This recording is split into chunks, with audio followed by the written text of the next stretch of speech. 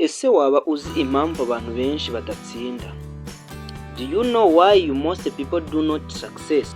Si uko badafite amahirwe. It is not because they lack opportunity. Ahubwo batangira batinze. It's because they are started too late.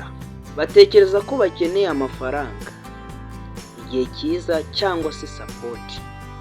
They think they need money, the perfect time or support. Ariko ukuri nuko ibyo byose bitabanziriza gutangira. But the truth is none of those come before you start. Hari umuntu wategereje perfect mu buzima bwe bwose. There was someone who waited from perfect moment his until life. Arategereza imyaka irashira.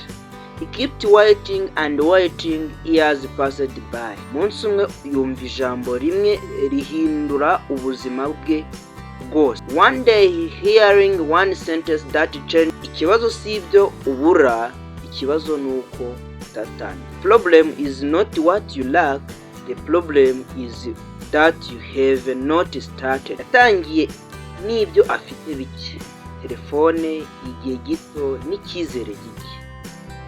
He started with what he had, then later time and lower confidence.